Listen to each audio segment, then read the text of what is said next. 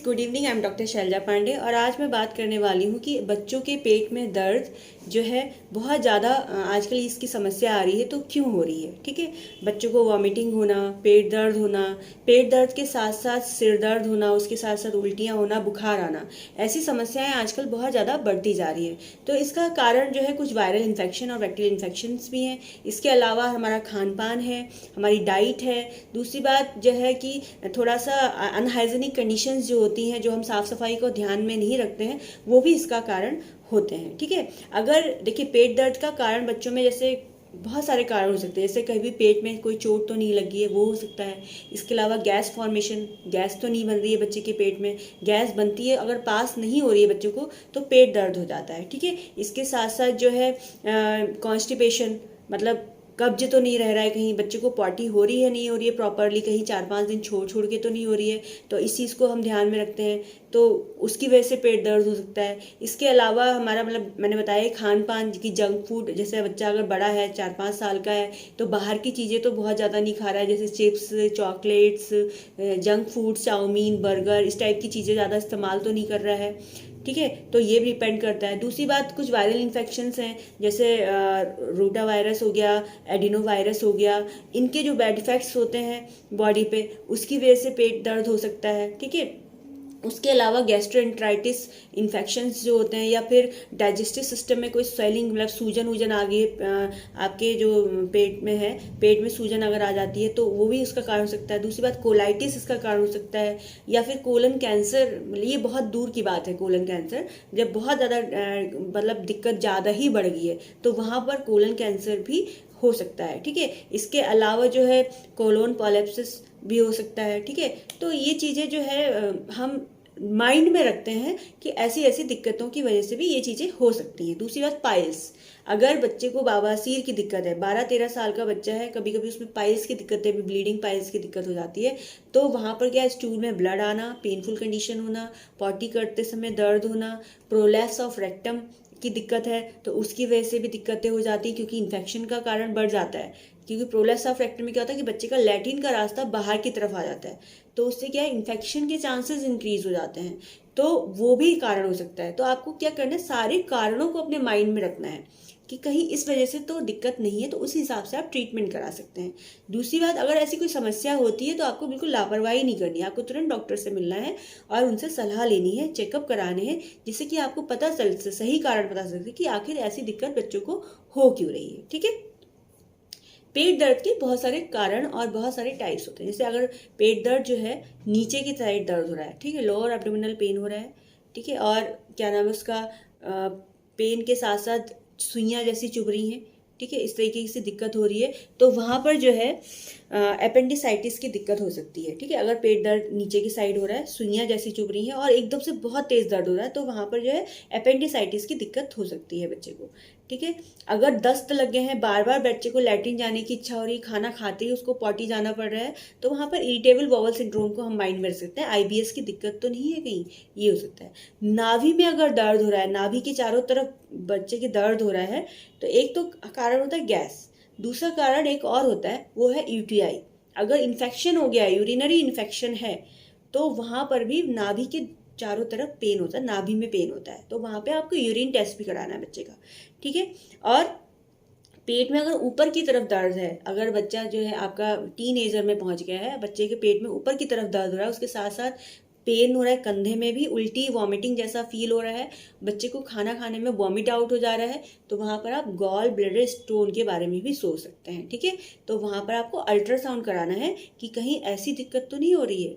मतलब इस तरीके से आपको आइडेंटिफाई करना है कि आपके बच्चे को आखिर क्या दिक्कत हो सकती है जिसकी वजह से उसके पेट में दर्द है। ठीक है, तो ये चीज़ें आपको माइंड में रखनी है। दूसरी बात, वही मैंने कहा, जंक फूड हो गया, ऐसी चीज़ें अगर बच्चा खा रहा है, बाहर की चीज़ें खा रहा है, छोटा बच्चा है 3 साल का, 2 साल का या 1.5 साल का, और वो क्या करते हैं, बच्चे क्या करते हैं, बाहर की ये मिट्टी विट्टी में हाथ डालते हैं, वही मुंह में डाल लेते हैं। ठीक है, या फिर खिलौने बच्चों के हैं जो गंदे वंदे होते हैं, वो भी मुंह में डाल लेते हैं, तो अनहाइजेनिक कंडीशन इसका कारण हो सकता है। ठीक है, तो इसकी वजह से एलर्जिक कंडीशन हो सकती है और उसकी वजह से पेट दर्द हो सकता है। ठीक है, अगर पेट में कोई सूजन है, इंटेस्टाइनल स्वेलिंग आ रखी है, इंटेस्टाइनल इन्फेक्शन है, तो वो भी पेट दर्द और क्या वॉमिटिंग एंड डायरिया का कारण हो सकता है। ठीक है, तो आपको इन सब चीज़ों को ध्यान में रखते हुए अपने बच्चे का तुरंत ट्रीटमेंट लेना है। आपको क्या टेस्ट कराना है, अगर आपके बच्चे को दिक्कत हो रही है तो आपको क्या टेस्ट कराना है? फर्स्ट ऑफ ऑल आपको स्टूल टेस्ट कराना है, बिकॉज स्टूल टेस्ट इसलिए कराना है कि एक पेट दर्द का कारण हो सकता है पेट में कीड़े होना। ठीक है, अगर आपके बच्चे के पेट में कीड़े हो रहे हैं तो उसकी वजह से बच्चे का वजन गिरेगा, बच्चे को भूख नहीं लगेगी, नहीं सॉरी, बच्चे को भूख लगेगी, शुरुआती दौर में बहुत भूख लगेगी, उसके बाद धीरे धीरे उसकी एपेटाइट भी डिक्रीज हो जाएगी। ठीक है, और पॉटी करेगा बार बार, दूसरी बात लैट्रिन के रास्ते में खुजली करेगा, नाक में खुजली करेगा, इस तरीके के सिम्टम्स आएंगे, बच्चा चिड़चिड़ा हो जाएगा और उसका वजन नहीं बढ़ेगा। ठीक है, खाना खाएगा मगर वजन नहीं बढ़ेगा। अगर ऐसी दिक्कत हो रही है तो पेट में कीड़े हो सकते हैं, तो आपको बच्चे को कीड़े की दवाई देनी है। एलोपैथिक मेडिसिन में एल्बेंडाजोल जो होती है, हम कीड़े की दवाई देते हैं, जिसमें 2 साल से नीचे के बच्चे को आधी गोली दी जाती है। आधी गोली को बच्चे को अच्छे से चबा के खाना है, उसके साथ पानी और थोड़ा सा दूध अगर मीठा दे देते हैं तो उससे जो है पेट के कीड़े निकलने में आसानी हो जाती है, एल्बेंडाजोल का काम ज़्यादा अच्छा हो जाता है। ठीक है, तो और अगर आपका बच्चा 2 साल से ऊपर का है तो आपको उस 3 साल से ऊपर, 2-3 साल से ऊपर का है तो आपको उसको पूरी 1 गोली देनी है और वो उसको अच्छे से चबा के खाएगा। उसके बाद 1 गिलास पानी पिलाना है और रात को सोते समय अगर आप दे रहे हैं तो पानी पिला के उसके बाद थोड़ा सा उसे दूध पिला दें।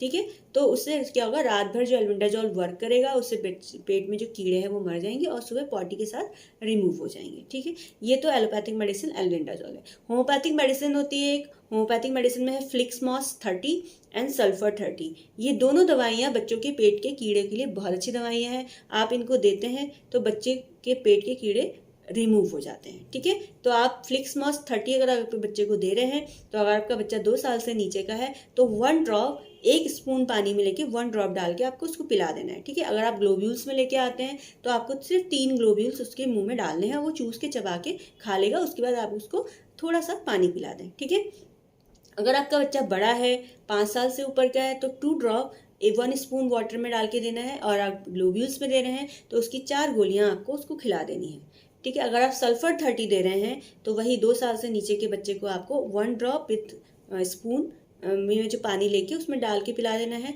अगर आपका बच्चा 3 साल से ऊपर का है तो आप उसे 2 ड्रॉप्स भी दे सकते हैं 1 स्पून वाटर में। ठीक है, और उसके बाद आप उसको अगर ग्लोब्यूल्स में देते हैं तो वही 2 साल से नीचे के बच्चे को 2 गोलियां या 3 गोलियां, और 4 साल से ऊपर या 5 साल से ऊपर के बच्चे को आप 3 या 4 गोलियां दे सकते हैं। ठीक है, तो इस तरीके से आप इसको दे के बच्चे के कीड़े जो हैं वो रिमूव हो जाते हैं। ठीक है, तो आपको स्टूल टेस्ट कराना है। स्टूल टेस्ट में अगर आता है कुछ भी, ब्लड आता है या फिर कोई इन्फेक्शन आता है या फिर ब्लड के साथ उसमें कीड़े आते हैं, तो ऐसी चीज़ें आती हैं तो उसके अकॉर्डिंग उसका ट्रीटमेंट लेना है। ठीक है, दूसरी बात ब्लड टेस्ट कराना है। ब्लड टेस्ट में आपको KFT LFT ये सी चीज़ भी करा लेनी चाहिए बच्चे की, और यूरिन टेस्ट जरूर कराएं बच्चे का, और एक्सरे कराएं। ये सारे टेस्ट कराने के बाद आपको पता चल जाएगा कि बच्चे के पेट में दर्द का कारण क्या है।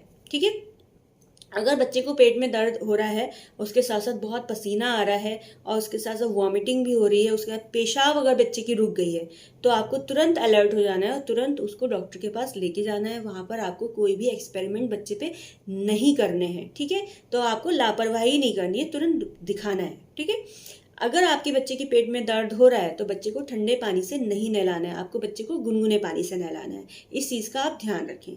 ठीक है, दूसरी बात, बाहर की चीज़ें बिल्कुल ना खिलाएं। अगर आपके बच्चे के पेट में दर्द है, वॉमिटिंग है, उसके साथ फीवर है, तो जरूर इन्फेक्शन ही है इंटेस्टाइनल, तो आपको क्या करना है, बाहर की जंक फूड, चिप्स, चॉकलेट, ये सब बिल्कुल बंद कर देना है। ठीक है, आपको डाइट में क्या देना है, डाइट में आपको अनार देना है। अनार बहुत अच्छा होता है पेट के लिए। अनार का जूस घर में बना के आप उसमें काला नमक डाल के बच्चे को पिला सकते हैं। आपका बच्चा अगर अनार खा सकता है तो आप उसमें अनार में काला नमक छिड़क के, मतलब ऊपर से डाल के बच्चे को खिला सकते हैं, तो वो बच्चे के पेट के लिए बहुत बेस्ट है। इसके साथ साथ आप अनार के साथ साथ हरड़ भी दे सकते हैं। हरड़ को पीस के, या फिर हरड़ जो होता है वो भी बच्चे को दिया, पहले पुराने ज़माने में लोग देते थे, तो हरड़ जो है बहुत अच्छा होता है, तो हरड़ आप बच्चे को दे सकते हैं, वो भी पेट दर्द के लिए बहुत अच्छा होता है। ठीक है, इसके अलावा बच्चे को बनाना आप दे सकते हैं। केला जो है बच्चे के पेट दर्द के लिए या फिर डाइजेशन के लिए बच्चे के लिए बहुत अच्छा है। दूसरी बात, हींग में बनी हुई डिशेज आप उसको दे सकते हैं। जैसे आपने मूंग की दाल की खिचड़ी बनाई तो उसमें हींग का तड़का लगा के दे सकते हैं। मूंग की दाल में हींग का तड़का लगा के दे सकते हैं। दलिया बनाया तो उसमें हींग का तड़का। हींग जो है ओवरऑल बच्चे के पेट के लिए बहुत अच्छा है। अगर आपके नवजात शिशु के पेट में गैस बन रही है, आप बहुत ज़रा रो रहा है, तो आप हींग को गुनगुने करके, मतलब पानी में गुनगुना करके चम्मच में लेके उसके पेट की नाभि में जो है चारों तरफ लगाएं, तो उससे बच्चे को काफ़ी रिलीफ मिलता है। जो गैस्ट्रिक प्रॉब्लम होती है वो भी रिमूव हो जाती है और पेट में दर्द जो है रिलीफ मिलता है। तो ये कुछ घरेलू उपाय हैं जो कि आप बच्चे के लिए इस्तेमाल कर सकते हैं, ठीक है। इसके अलावा आपको क्या करना, हाइजीन रखनी है।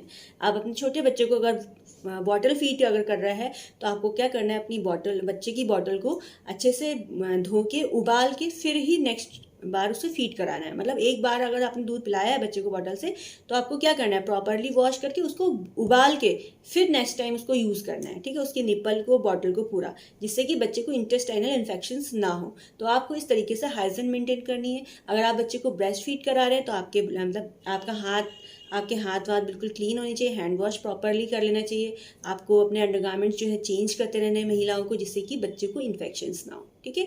तो आपको ये चीज़ें यूज़ करनी है। दूसरा, अगर आपका बच्चा बड़ा है, खाना खाता है, तो आपके बच्चे को खाने में भी ध्यान देना है कि ऐसी चीज़ें खिलाएं जो कि उसको ईजिली डाइजेस्ट हो जाए। अगर आपका बच्चे को पेट दर्द बहुत ज़्यादा दिक्कत कर रहा है, अगर आपके बच्चे को वॉमिटिंग्स आ रही हैं, इस तरीके की दिक्कत है, तो वहाँ पर पनीर, हैवी चीज़ें जो है, मतलब डेयरी प्रोडक्ट्स आपको अवॉइड करने हैं। डेयरी प्रोडक्ट में आपको क्या यूज़ करना है, मट्ठा यूज़ करना है और दही।